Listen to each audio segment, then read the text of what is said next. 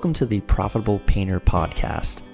The mission of this podcast is simple: to help you navigate the financial and tax aspects of starting, running, and scaling a professional painting business. From the brushes and ladders to the spreadsheets and balance sheets, we've got you covered. But before we dive in, a quick word of caution. While we strive to provide accurate and up-to-date financial and tax information, nothing you hear on this podcast should be considered as financial advice specifically for you or your business. We're here to share general knowledge and experiences, not to replace the tailored advice you get from a professional financial advisor or tax consultant. We strongly recommend you seeking individualized advice before making any significant financial decisions. This is Daniel, the founder of Bookkeeping for Painters. And this is Richard, tax director with Bookkeeping for Painters. How's it going? It's going pretty good. The weather is really starting to turn towards summer. I feel like I always talk about the weather on these things because I don't really have a good segue. But you know what might be a good segue for today is I'm coming from Illinois, which is a state that has a 4.95% income tax. And Daniel, what kind of income tax do you deal with in Florida? 0% income tax on the personal side. So it's one of the reasons why we're here. Yeah, that's a nice benefit. See here in our country, I don't know.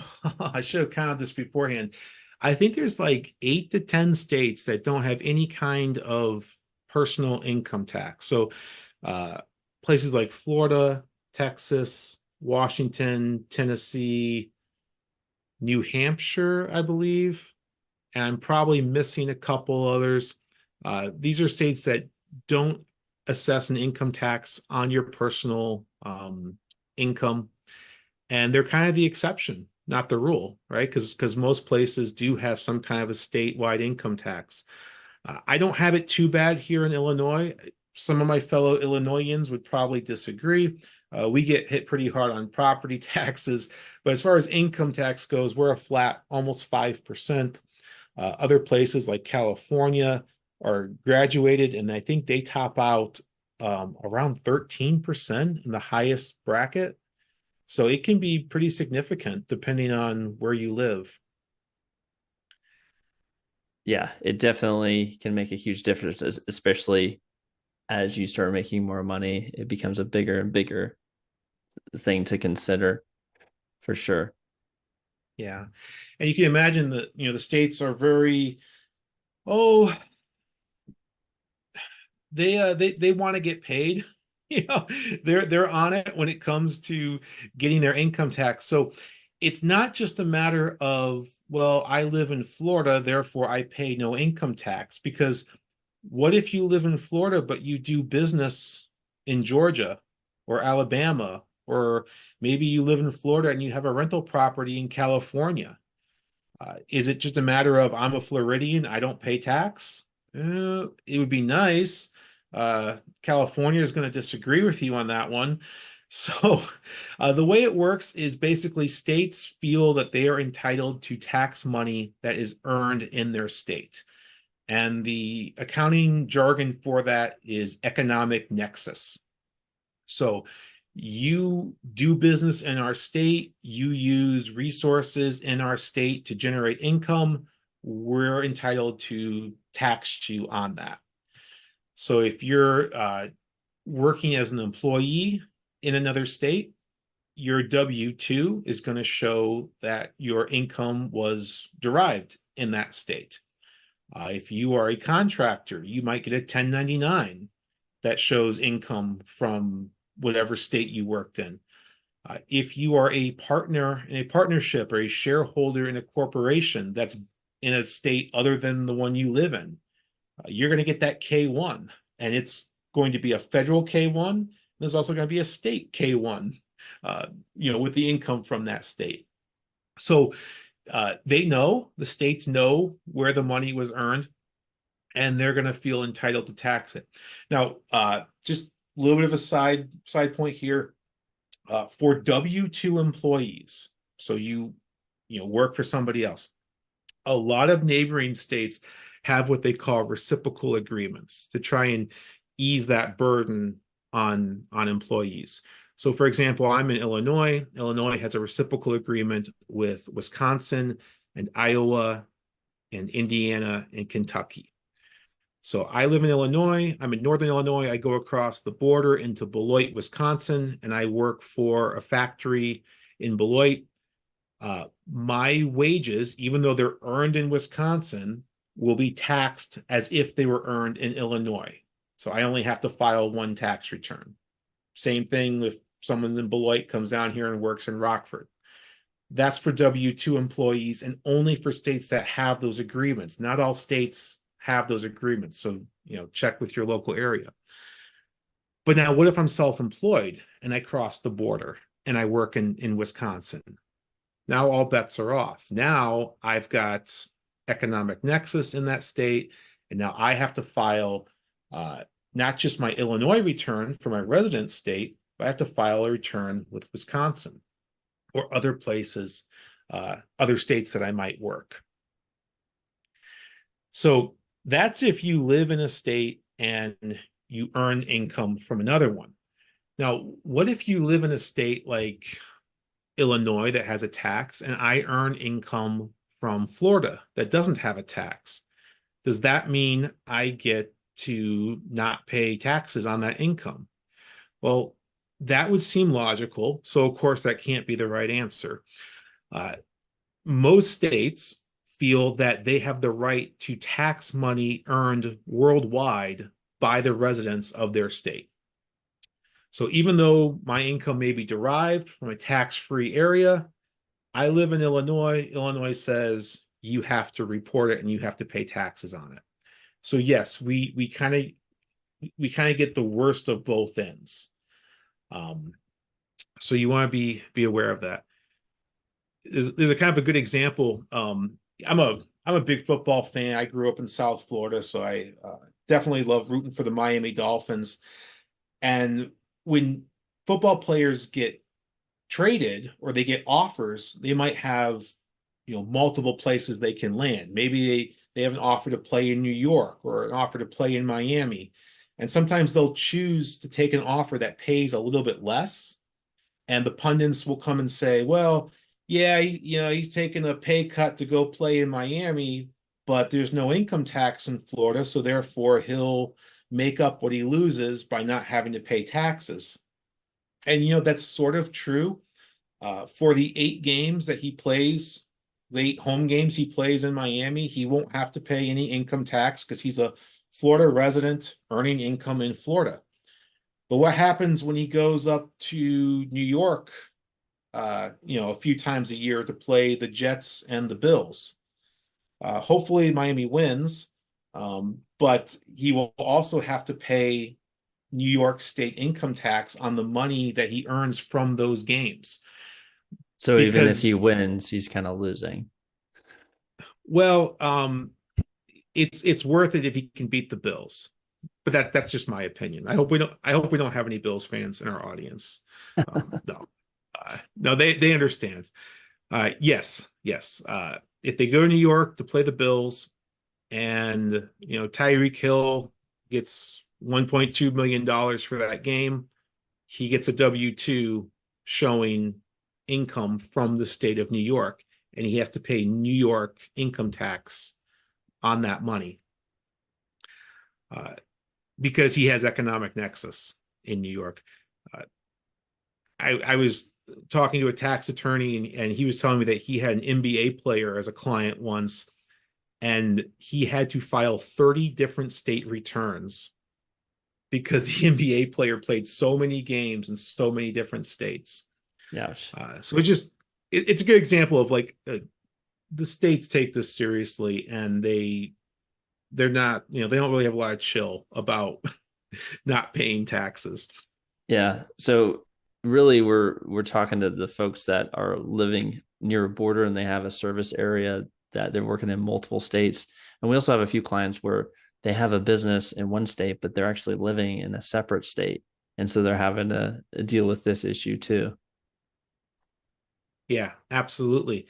And if you live on the border of, let's say, Virginia and West Virginia, both states have a state income tax.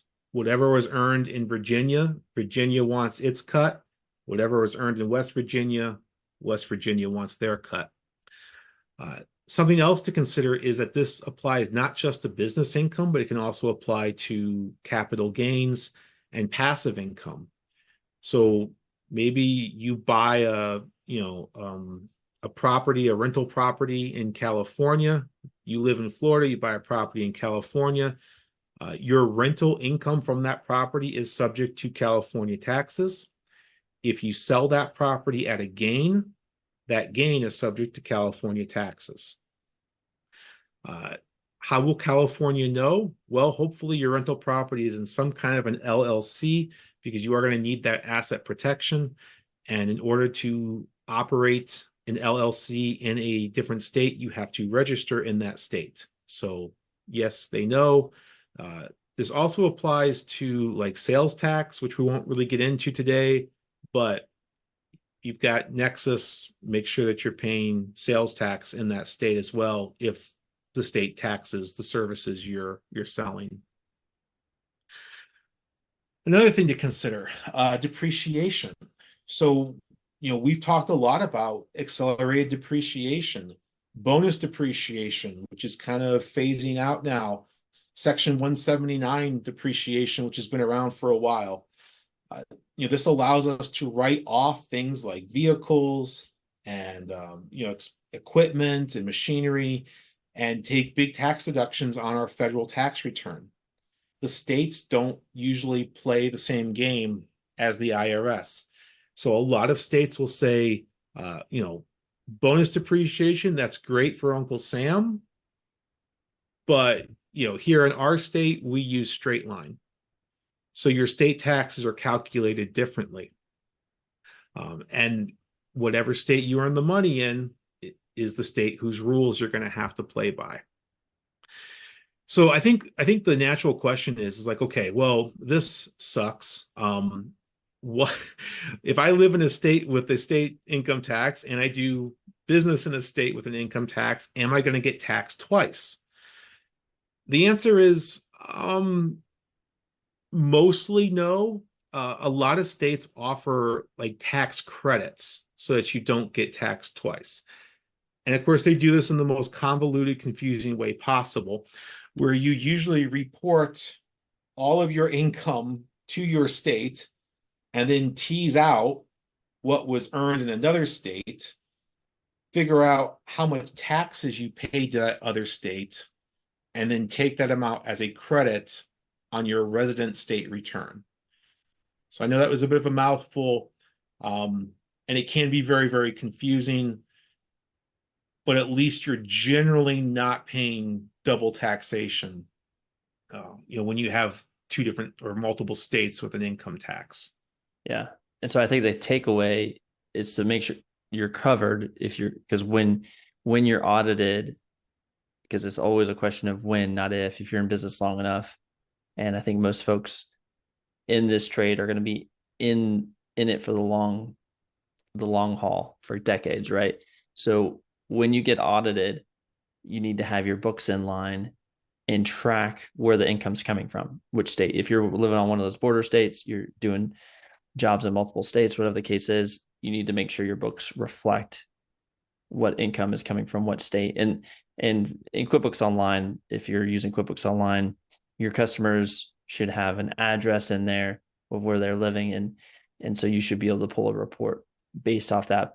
But you got to be invoicing out of QuickBooks Online or syncing invoices over to QuickBooks Online that has the address in there so that you can pull that income data on how much money did you earn in Florida versus Georgia or whatever the case is.